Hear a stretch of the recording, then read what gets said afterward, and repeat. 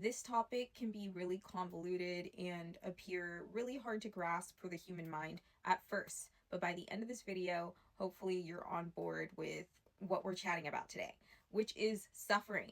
The fact that it is an illusion. So, this can be a crazy thing to say in a world where there is war, abuse, murder, and lots of other horrible sins against mankind. But suffering remains to be an illusion, just like our egos are an illusion. Because when we die, our egos no longer exist. We're just spirit. This is something that we know. So, the existence of us as like a human body, us as these individuals that have like individual personalities and backstories and interests and whatnot, all of that is an illusion, because the only thing that remains true and eternal is love, is God, is our God consciousness. That's something that we're always talking about on this channel. We have to come back to this principle of when you're suffering, who exactly is the one that's suffering? And let's break it down even further. Who are you?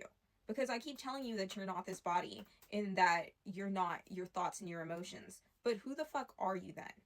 You're the one who is observing, who is perceiving all of the thoughts and emotions and outside experiences that are going on in what you call your life.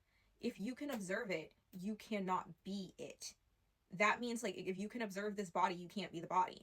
If you can observe your voice, you can't be the voice. If you can observe your thoughts and your feelings, you can't be the thoughts and the feelings. So what exactly is in there doing all of that suffering and doing all of that thinking? That, my friends, is your ego. And your ego has convinced you, probably, that it is you. So most humans are living under delusion. Most humans are living in a state of insanity. To the extent when you bring them this truth, you sound like you're the one who's crazy. That being said, every single instance in which you have suffered in your life has not actually been you who's been suffering. It has been your ego. Because here's the thing, and I've experienced this firsthand through meditation. When I get to a point where I am like in complete stillness and calm, your spirit is never in a state of anguish or fear. It is always calm. It's always at peace. And if you're really in tune, it's blissful, no matter what's going on in your external physical reality. And no matter what's going on with the ego either. But here's the tricky part that's even maybe a little bit harder to grasp, that the majority of the pleasure that you have ever experienced on earth has come from our ego. So it's not real pleasure. It's not true fulfillment.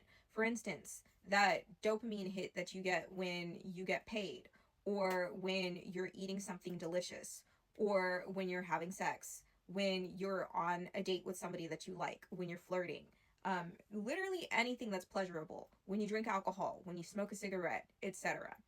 All of these things are pleasures that are deriving from the ego. It's not deriving from spirit.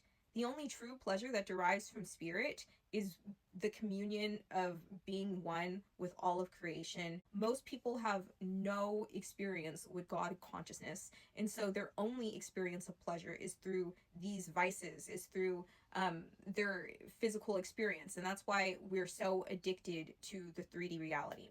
But where this video is headed is that we know that the ego is an illusion. 3D reality in itself is an illusion as well. It's just a projection of our subconscious. We know that when we die, obviously, this is not what we're going to be experiencing. It's all illusionary and it's temporary. Anything that is real is eternal. The goal of our journey here, having this human experience, is ultimately to remember that we are spirit and return to that state of being without ending your shit. You don't end your shit, okay? The way that you will return to spirit and remember that you are spirit and then have a fulfilling human experience is that you will starve out your ego until it dies. Okay? Your ego is telling you that it wants a bunch of shit that you don't need. It is telling you to consume vices. The ego lives for vices. As I said, it is addicted to the 3D. And the 3D can only provide temporary hits of pleasure. It can only provide you with cheap dopamine. So you have to learn to distinguish between when your ego is speaking to you versus when spirit is speaking to you. And at this point in time, probably 99% of the shit that you hear in your head is coming from the ego. So you think, I really want more money. You think, I really want a new car. I really want a relationship. I really want this delicious latte. All of that shit. Am I saying it's a horrible thing to be in a happy relationship? Absolutely not. Am I saying it's a horrible thing to have a sugary latte every now and then? No. But I am saying that if you do not distinguish between, these are things that my ego wants versus these are things that I need, and learn to be happy without these things, you will forever be enslaved to your ego, and you will continue to suffer. Or you will continue to believe that you are the one who is suffering, and you will continue to experience the suffering because you're enabling the ego. You're perpetuating its suffering and then identifying with the suffering. You can start to starve out the ego by meditating. And you have to be disciplined with this. Like, you have to be dedicated to this. You have to observe your mind and observe the things that the ego is telling you. You will start to catch on to the patterns. The more you meditate, the more you'll be able to just not even be interested in distractions and in things that are bad for you. Like, for instance, the ego is telling you that it wants all of this shit, like money and sweets and junk food and vices, because it's just trying to distract you from the fact that it's not real. The fact that all of this is fleeting and that it can never actually truly fulfill you. When you're ready to no longer allow yourself to be distracted, you can reclaim your power by reclaiming control of your mind and set your focus on God realization.